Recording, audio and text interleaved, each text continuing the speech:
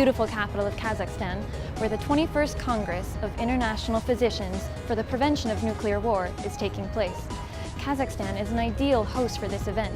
It has many things to teach other countries about disarmament because it was the first country in history to give up its nuclear arsenal by returning its weapons to Russia.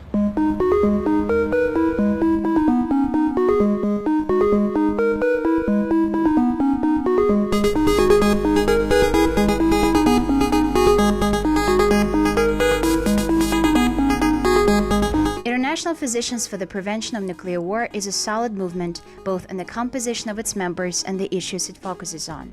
One of its main objectives is to change the mentality of mankind, to be kind to each other, to convey the value of a human life in the war and conflict-free world, unnecessary usage of nuclear weapons to the world leaders. This organization, International Physicians for the Prevention of Nuclear War, held their first international congress in the United States of America in 1981. Healthcare representatives from 11 different countries came together to highlight and discuss the medical consequences of a nuclear attack. This Congress made clear that in the event of all-out nuclear war, the living would likely be jealous of the dead.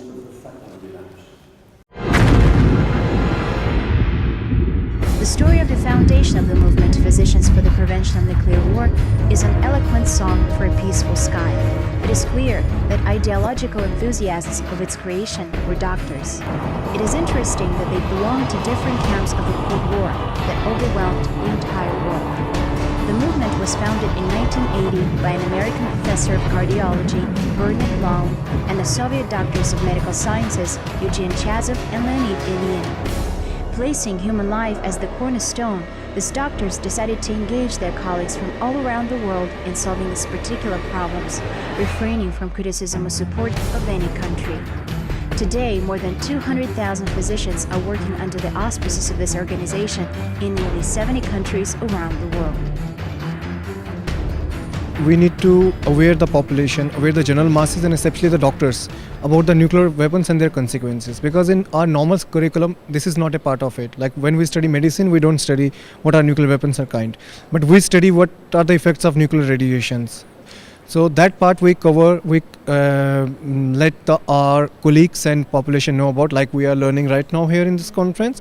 And the other part is we keep on meeting with the policymakers and the government officials who make policies. Like back in India, I will go and meet my politician and tell him, okay, you are a nuclear weapon country, you need to end these weapons because these are very dangerous. We don't have any response for that.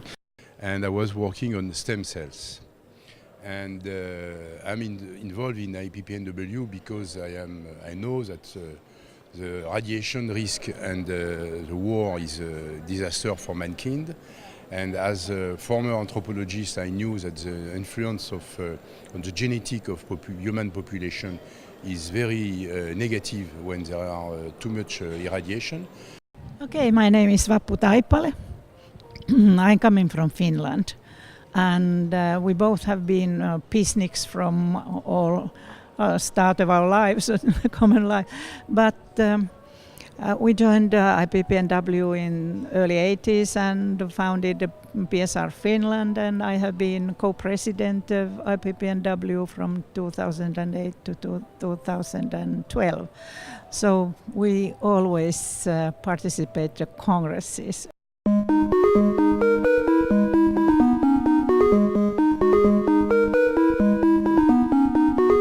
I've been to the humanitarian consequences of nuclear weapons conferences. The first one was in Oslo, and the second one was in Nayarit this year, and they were very focused on nuclear disarmament only. This Congress in IPPNW is very interesting because it actually also, it's very more about medical issues, and I like it very much. I like, for example, the aiming for prevention and the physicians for social responsibility. For example, the small arms problem, and for right now in plenary, that's what they were talking about.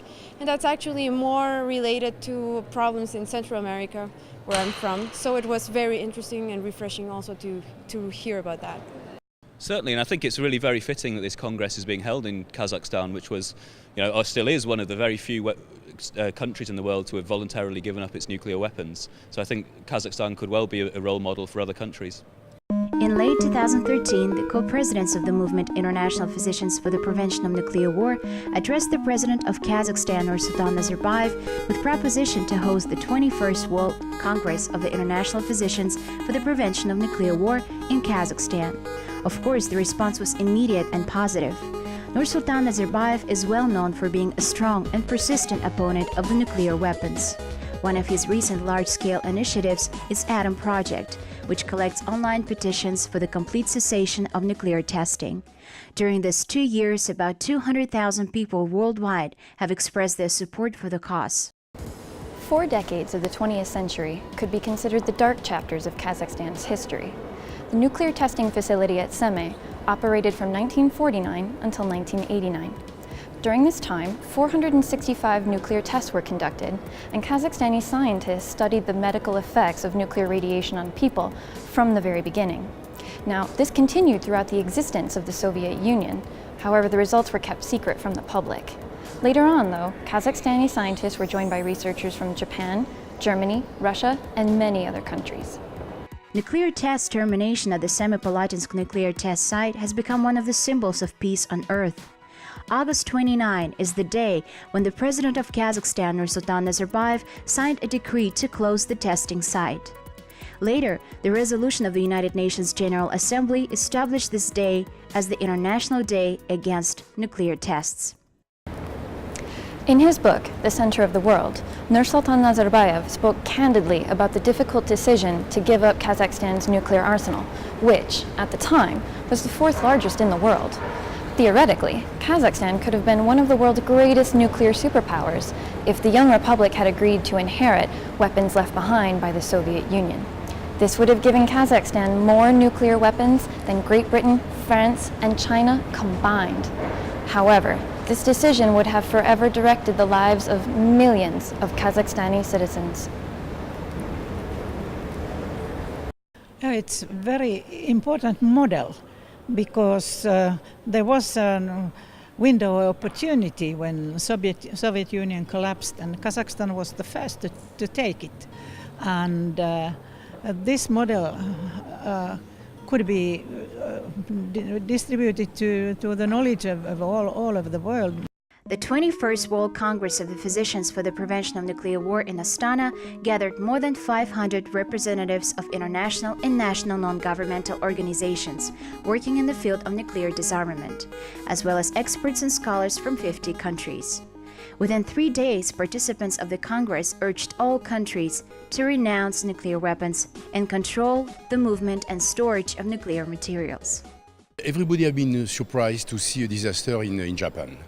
Everybody was believing that Japanese were extremely, I would say, the logic and containing with their knowledge the question. And we discovered that in fact it was a lot of negligence on the maintenance of the nuclear plant. And so that shows for us that if the Japanese has a disaster, everybody can have one.